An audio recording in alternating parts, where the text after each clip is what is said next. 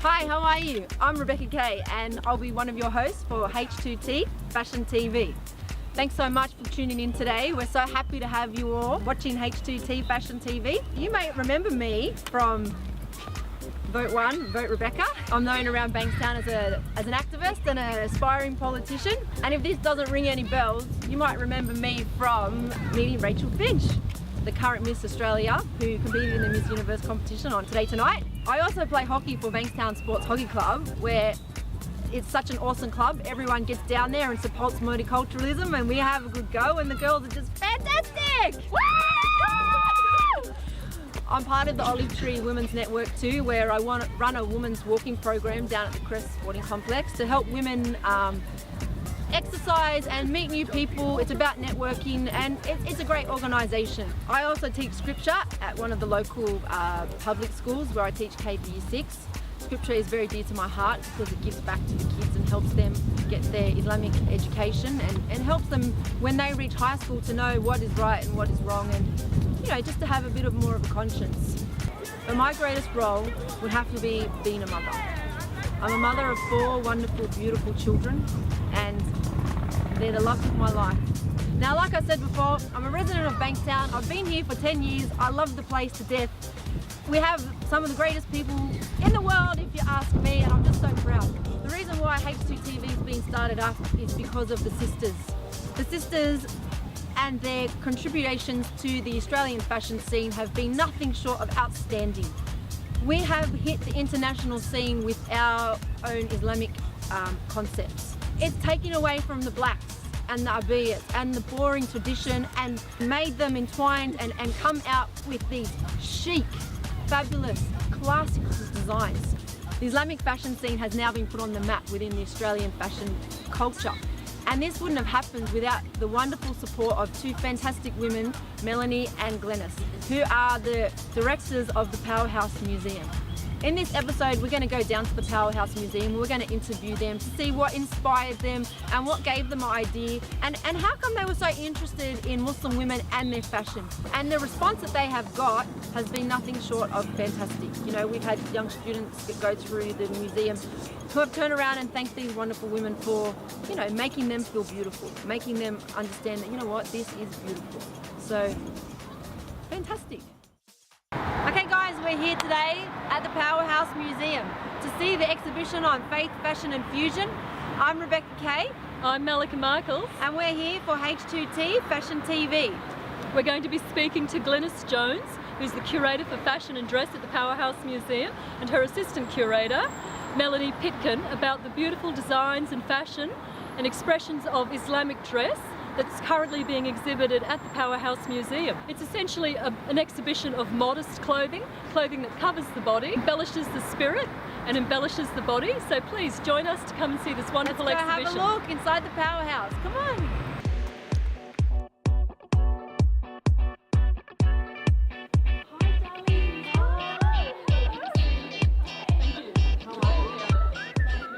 Let's go have a look at the exhibition.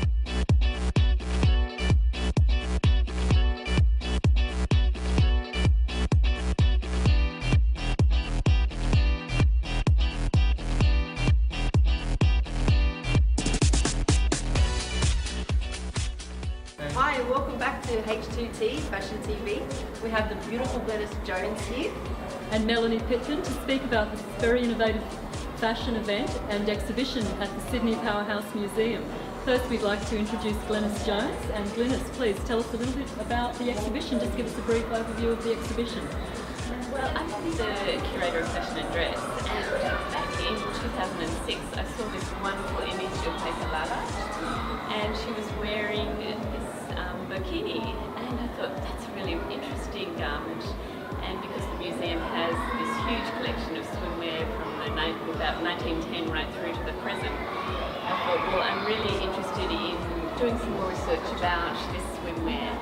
And from there I met Ahida Zanetti, who invented the burkini, and Internationally known Islamic costume designer, Ahida. The burkini, not the bikini, the burkini. Last year was entered into the Australian Corey Dictionary as Word of the Year. And you, Melanie?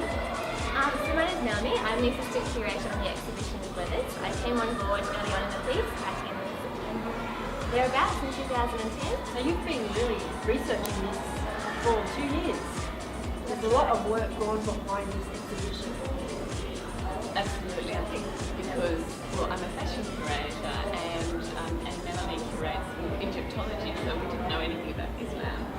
So we needed to really, I guess, unlike other exhibitions, we actually had to get out there in the community and ask them about Islam and ask them about their fashion style. And why did you bring Melanie on board? What inspired Melanie? What was Melanie's reason to come on board to the project?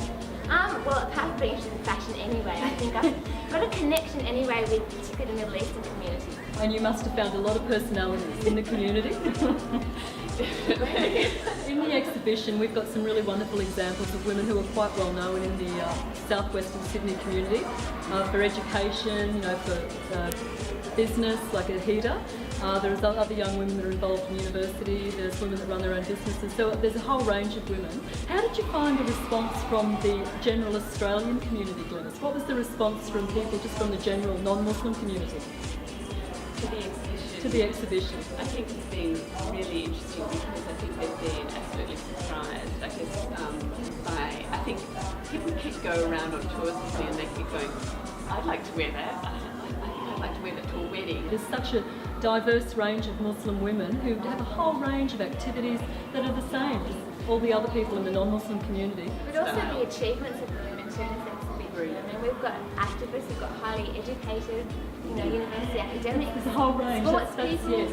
How do you find that the modesty aspect, how do non-Muslim people respond to that aspect of modesty of clothing that is covered without necessarily being for religion? It's about making younger people feel confident too, that they don't have to show their body to be beautiful, that they can be beautiful and look gorgeous and feel that beauty from the inside as well as the out.